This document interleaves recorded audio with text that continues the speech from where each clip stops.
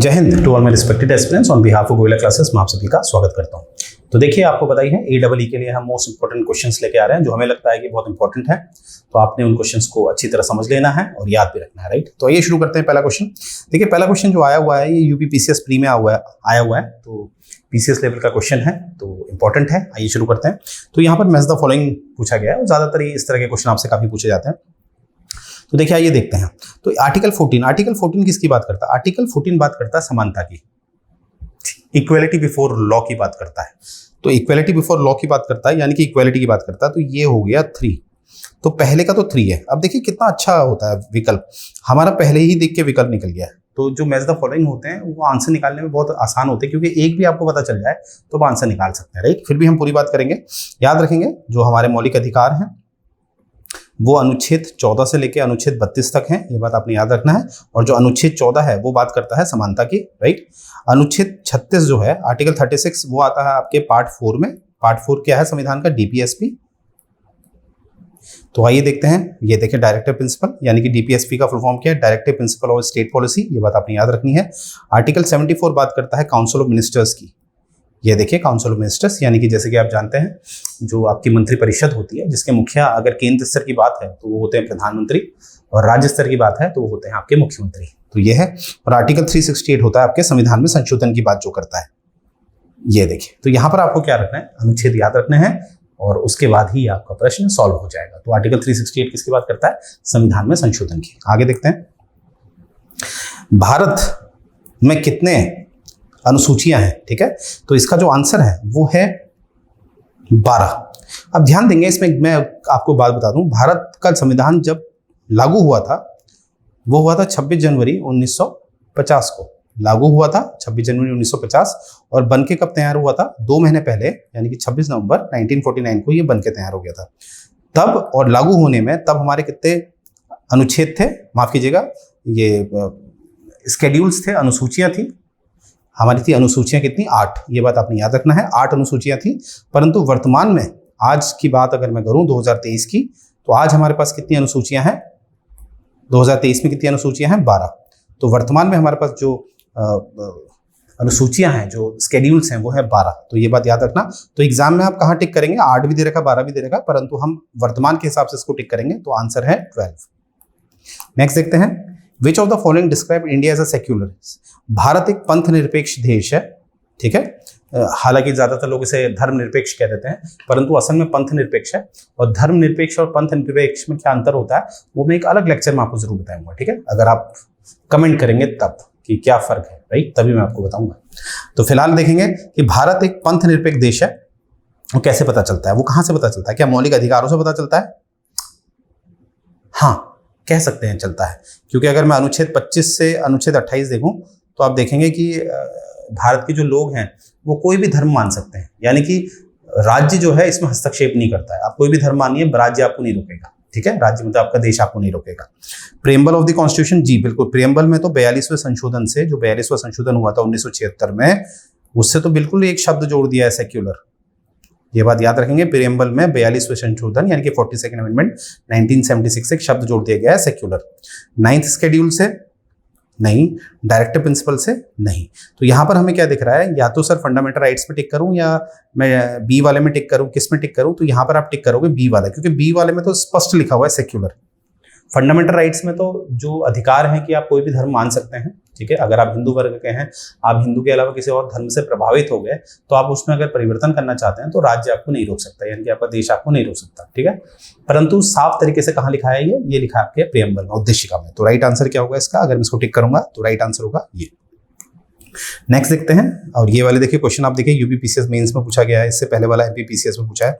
अब ये वाला देखिए छत्तीसगढ़ PCS में पूछा है। ये इस तरह के, जैसे असर्शन मतलब होता है एक कथन कहा गया है, और रीजन मतलब कारण। अब हमें ये बताना होता है कि ये जो कारण है ये इसी का है, जो ये कथन और कारण का क्या आपस में तालमेल है। तो देखिए इस तरह के प्रश्न सॉल्व कैसे किए जाते हैं? इसमें दो चरणों में सॉल्व होते हैं। पहला चरण होता है, आपने देखना होता है कि जो भी दोनों स्टेटमेंट दिए हैं वो ट्रू हैं या फॉल्स हैं। पहला तो आपने बस ये चेक करना है। दूसरा ये देखना है अगर दोनों ट्रू हैं क्या उनमें आपस में रिलेशन है, ऐसे करके सॉल्व होते हैं। तो पहले हम देखते हैं ट्रू फॉल्स। तो India is a sovereign socialist secular democratic Republic, बिल्कुल सही। भारत हमारा क्या है? सोवरन भी है, संप्रभुता है इसमें, सोशलिस्ट समाजवादी भी है, सेक्युलर पंथ निरपेक्ष भी है, डेमोक्रेटिक लोकतांत्रिक भी है, रिपब्लिक गणतंत्र भी है, बिल्कुल है। It was substituted by 42nd Amendment Act of 1976 sovereign democratic Republic, यानी कि भारत में पहले जो लिखा गया था वो केवल सोवरन डेमोक्रेटिक और रिपब्लिक लिखा गया था। 42वें संशोधन से 3 शब्द नहीं जोड़े थे, ठीक है, जिसमें इंटेग्रिटी था, सोशलिस्ट था, सेक्युलर था, यानी कि 2 शब्द तो यहाँ पर जोड़ दिए थे और इंटेग्रिटी थोड़ा नीचे जोड़ा गया, तो यानी कि ये दूसरा वाला स्टेटमेंट भी सही है, ठीक है, यानी कि 42वें संशोधन से ये जो सोवरन डेमोक्रेटिक रिपब्लिक था इसको बदला गया है, ठीक है। तो यहाँ पर दोनों ही मेरे स्टेटमेंट सही हैं। यहाँ से मुझे क्या पता चल रहा है, दोनों ही सही है, दोनों ही सही है। तो पहला स्टेटमेंट तो मुझे पता चल गया कि दोनों ही सही है। अब क्या इनका आपस में रिलेशन है? बिल्कुल है।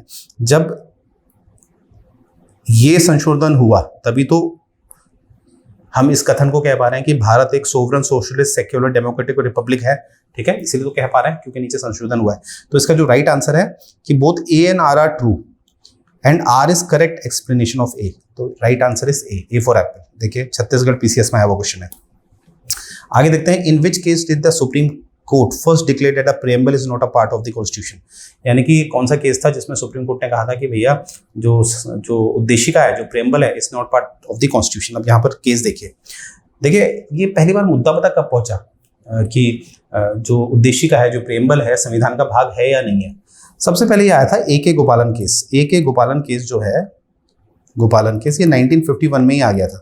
आप देखिए एक ही साल में, यानी कि 1950 में संविधान लागू हुआ था और एक ही वर्ष में केस पहुंच गया कि ये बताइए कि उद्देशिका जो है, प्रेम्बल जो है, वो संविधान का भाग है या नहीं है। तो यहाँ पर ऑनरेबल सुप्रीम कोर्ट ने डायरेक्ट टिप्पणी इसमें नहीं दी, मतलब प्रेम्बल के लिए कहा कि प्रेम्बल बहुत अच्छी है जो भारत की आइडियोलॉजी बताता है, परंतु ऑनरेबल सुप्रीम कोर्ट ने डायरेक्ट ये नहीं बोला कि ये भाग है या नहीं है। तो ए.के. गोपालन केस से तो उतना पता नहीं चलता। हाँ, इसके बाद हमें एक मिनर्वा मिल केस मिलता है, माफ कीजिएगा, बेरूबरी केस मिलता है, बेरूबरी केस मिलता है 1960 का, जिसमें माननीय उच्चतम न्यायालय, ऑनरेबल सुप्रीम कोर्ट साफ कहता है कि जो प्रेम्बल है वो संविधान का भाग नहीं है।